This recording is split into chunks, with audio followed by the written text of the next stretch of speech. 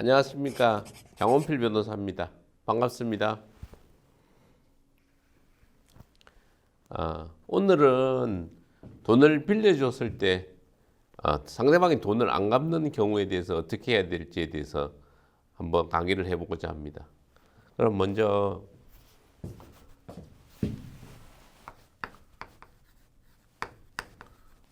돈을 빌려주고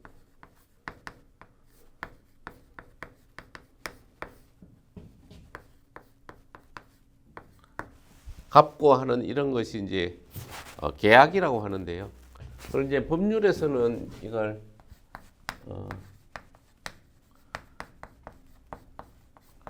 금전 소비 대차 계약 이렇게 이야기합니다.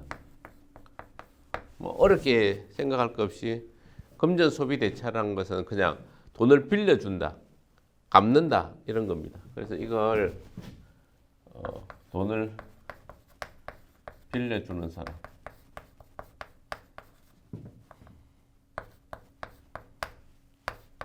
돈을 빌린 사람,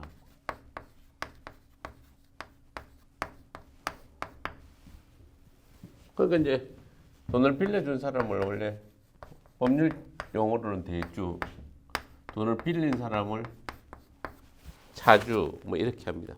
대주란 게 이제 돈을 빌려준다는 뜻이고요. 차주란 것은 돈을 빌린다는 사람입니다. 우리가 살다가 돈을 빌리는 경우가 이제 왕왕 있죠. 은행에서 이렇게 돈을 빌리는 경우가 있잖아요. 아파트를 사거나 뭐 다른 상가 같은 거 살 때, 뭐 투자할 때 이럴 때는 뭐 담보를 잡히고 돈을 빌리는데요. 그것이 아니고 이제 개인들 간에 있는 거래도 되게 왕왕 잘 일어납니다. 그럴 때 개인들 간에 있어서 이게 좀 유의할 부분이 뭔가 하는 것이 이제 오늘의 강의의 핵심입니다. 근데 이제 이런 구조에서 돈을 빌려주고 돈을 빌린다는 사람에 있어서 제일로 중요한 게 뭐냐면 이게 일반인이 유형에 이렇게 살펴보면 크게 보면 두 가지입니다. 개인에게 돈을 빌려주는 경우가 있고 개인이 법인에게 빌려주는 경우가 있습니다. 법인하면 대표적인 게 주식회사, 뭐 홍길동 이런 식으로. 그러니까 주식회사 홍길동이라는 게 뭐냐면 주식회사를 운영하는 주식회사 홍길동 주식회사 뭐 대표이사 뭐 박문수 이렇게. 그러니까 회사는 주식회사 홍길동이고 대표이사가 박문수이고 이런 경우에 이게 이제 법인이라고 합니다. 법인이라는 것은 개인이 법적으로 이런 사람을 하나 만들어 놓은 거죠. 사람과 같은 걸. 근데 이제 대부분은 일반인들 입장에서는 개인과 개인을 하고 개인과 법인 간의 거래의 차이점을 잘 모릅니다. 그러니까 나는 박문수라는 사람은 개인이 박문수를 보고 빌려주는 거나 대표이사 박문수를 빌려주고 빌리는 거나 뭐 똑같이 박문수가 똑같은 사람이니까 박문수에 대해서 빌려줬다고 생각하는데 법적으로는 엄연하게 완전히 다른 겁니다. 쉽게 얘기하면 박문수는 개인 박문수 명의의 재산을 가지고 책임을 져야 되는 경우가 되는 거고 주식회사 홍길동 대표이사 박문수는 개인적인 책임이 사실 없습니다. 이 경우는 주식회사 홍길동이 재산이 없으면 박문수의 재산이 있다 하더라도 나중에 집행을 못 합니다. 그러니까 딱 이렇게 딱 속기 쉬운 구조죠. 쉽게 얘기하면 회사를 망하게 해버리면 개인이 아무리 재산이 있다 하더라도 회사와 개인은 별개이기 때문에 법적인 책임이 엄연히 다른 겁니다. 그래서 이렇게 빌려줄 때 딱 보시고 회사로 빌려주는지 법인으로 빌려주는지 이렇게 딱 먼저 보시고 이 경우 회사에 빌려줄 때 딱 책임을 지우는 사람으로 누굴 세워야 되냐면 이런 겁니다. 두 가지 방법인데요. 이 경우는 하나는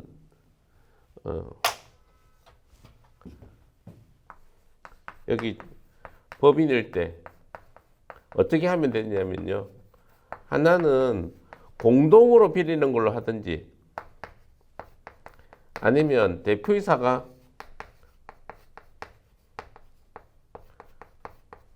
연대보증인으로서 책임을 지게 만들어 놔야 됩니다.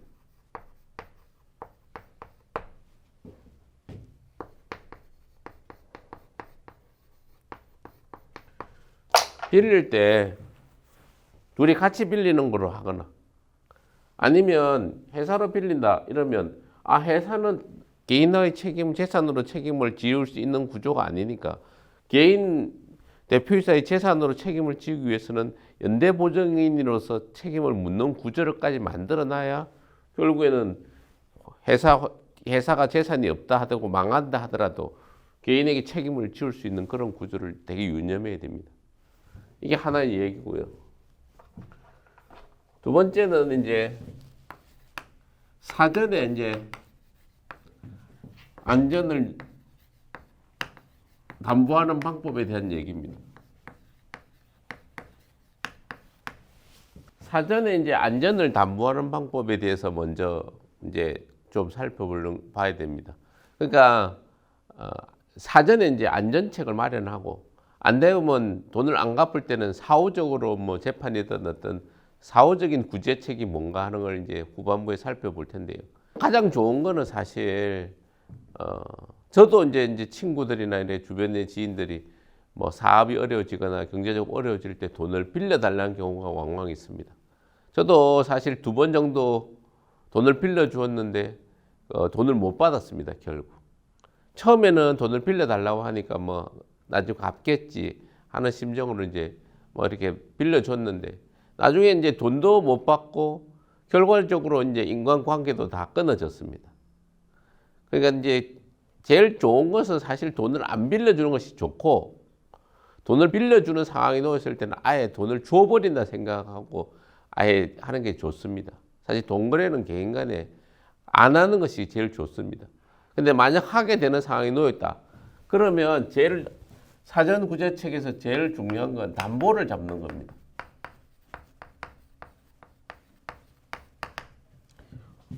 은행이 돈 빌릴 때 아파트 같은 거 살 때 담보 다 잡잖아요. 그럼 무슨 담보를 은행에 부동산에다가 이제 근저당을 설정하잖아요.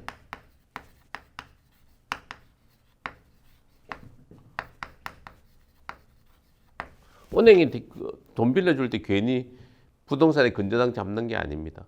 돈 안 갚으면 이거 가지고 그 부동산을 경매를 하든 뭘 하든 이렇게 집행해서 돈을 받아가겠다 이런 의도죠.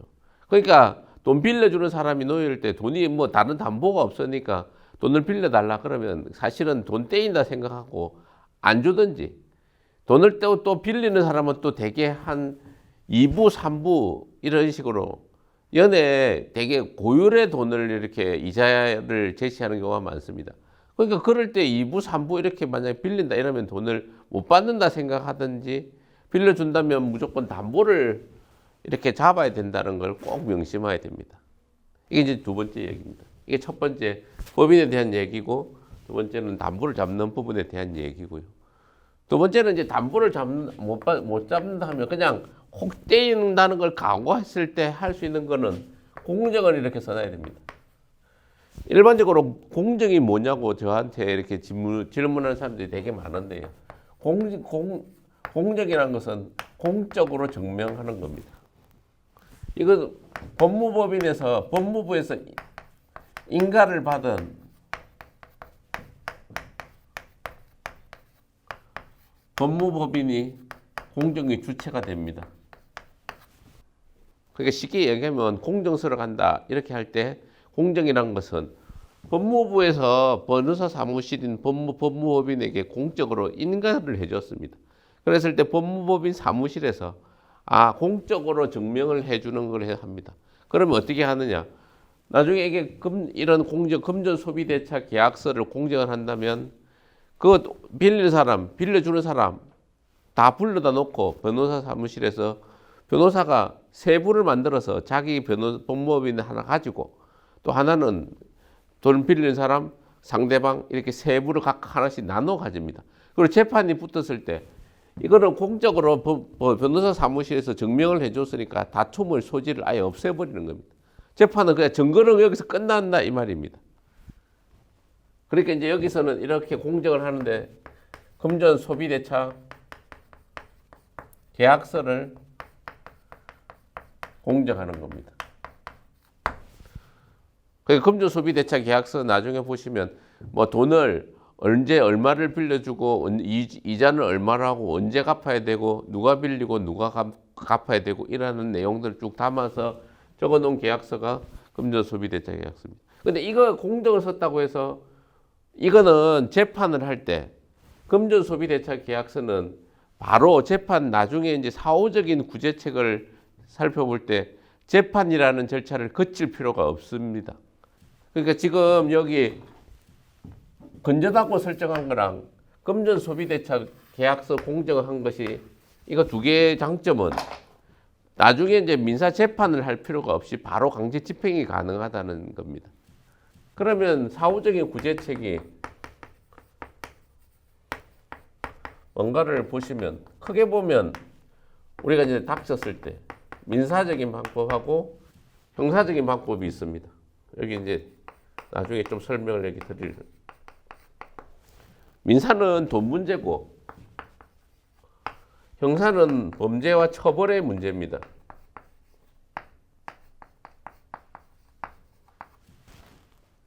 그러니까 이제 민사적으로 돈을 받으려고 하면 쉽게 얘기하면 첫 번째 이게 돈을 안 주면 결국에 민사소송을 이렇게 해야 됩니다. 민사소송을 이제 해가지고 돈을 줘라라는 판결문을 이렇게 받으면 판결문을 가지고 이제 나중에는 강제 집행이라는 걸 하게 됩니다. 그러니까 이제 일단 판결문을 가지고 강제 집행을 하는데 강제 집행은 대상물에 따라서 부동산을 대상으로 할 수도 있고 동산을 대상으로 할 수도 있고 채권을 대상으로 할 수도 있습니다. 통상 이제 부동산을 대상으로 하는 이 강제 집행 방법을 경매라고 하는 겁니다. 은행에서 돈 빌려주고 나서 안 갚으면 경매를 이제 한다고 이렇게 무슨 통지가 써 이런 거 오잖아요. 그게 이런 겁니다. 은행은 아까 말씀드렸듯이 민사재판을 거치지 않고 이 판결문을 안 받고도 근저당에 기초해서 바로 강제집행이라는 절차를 바로 가는 겁니다. 그런 거고 이거 금전소비대차계약서 공정이라는 절차를 해놓으면 똑같이 강제집행을 바로 갈 수 있게 해줬다는 그런 장점이 조금 있는 겁니다. 그러니까 만약에 하게 된다 이러면 담보를 잡으면 거의 확실한 나름대로 안전책이 마련되는 거고 담보를 못 잡았다 그러면 돈을 못 받을 수도 있지만 재판이란 번거로운 절차를 변호사를 선임한다 뭐 1년 이상 시간이 소요된다 하는 이런 불편함을 없애는 방법이 금전소비대차 공정이라도 해놓는 거구나 라는 정도를 이해해야 됩니다. 그리고 이제 사실은 하나가 이 재판을 하기 전에 만약에 가만히 이 부동산 담보를 잡지 못했는데 담보를 잡지 못한 상태인데 가만히 보니까 재산이 좀 있어 보입니다. 상대방에게. 그런데 이 민사소송을 하는 기간 동안에 재산을 빼돌릴 것 같은 상황이 놓여있다.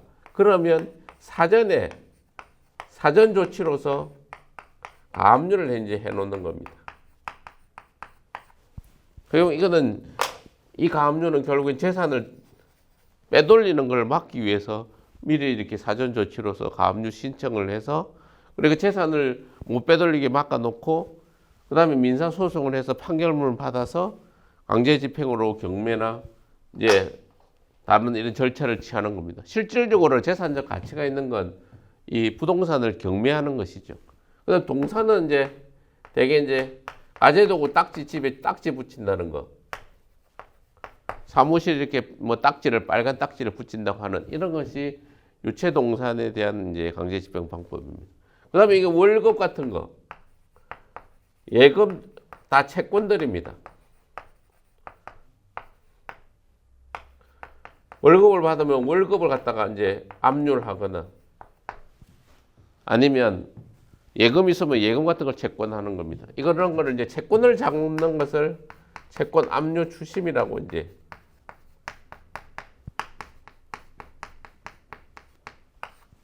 합니다. 용어적으로는 뭐 경매나 이렇게 여기 얘기하는 경매나 뭐 가압류, 가처분 뭐 이런 얘기를 어디서 많이 들어본 얘기인데 뭐 잘 못 들어본 얘기가 채권 압류 추심이다. 이러면 이거 뭔 말이냐 이렇게 하면 돈을 뭔가 받을 돈이 있는데 판결문을 받은 상태에서 강제 집행을 이제 해서 돈을 확보하려고 하는 단계입니다. 그랬을 때 대상물이 부동산도 아니고 동산도 아니고 채권일 때 이 채권을 압류란 것은 붙잡는다는 말이고 추심이라는 것은 쫓아가서 받는다 이 말입니다. 그러니까 쫓아가서 압류는 잡아서 그 다음에 그걸 회수한다 이렇게 이해하시면 되겠습니다. 그리고 이제 형사적인 부분은 이제 돈을 안 갚으면 사기로 이제 고소를 하는 겁니다.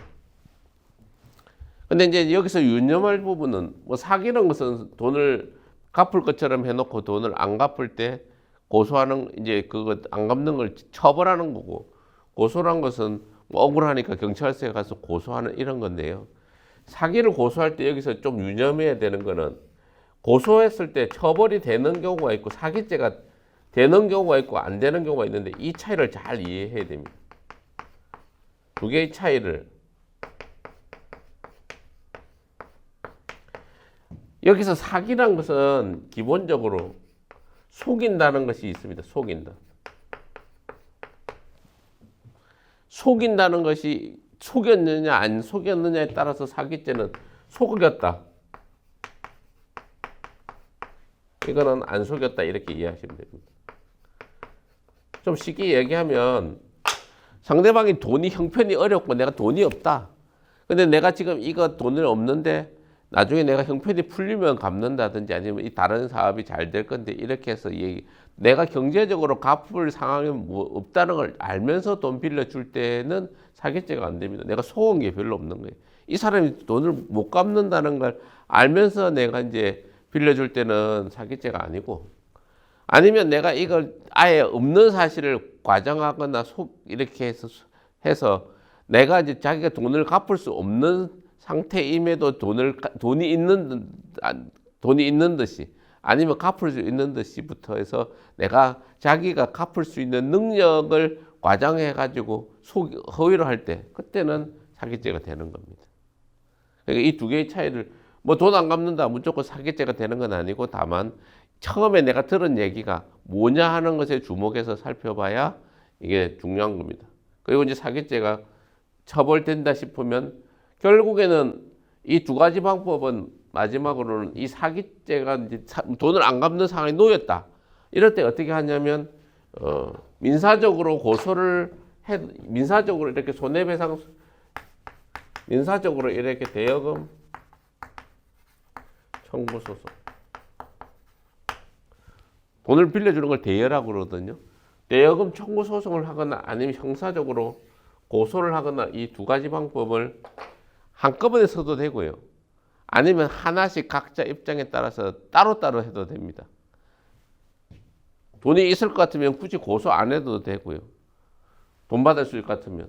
돈이 별로 없을 것 같다 그러면 사기죄로 고소해서 처벌을 한다면 또 상대방 입장에서는 감옥을 가거나 범죄의 전과자가 되는 상황에 놓이기 때문에 두려움에 있어서 돈을 갚든지 합의를 하기도 합니다. 또 금액이 커지면 이 두 개를 한꺼번에 진행하기도 하는 것이 실무적인 겁니다. 오늘은 그 돈을 빌려줬을 때 돈을 안 갚을 때에 대해서 한번 살펴보았습니다. 시청해 주셔서 감사합니다.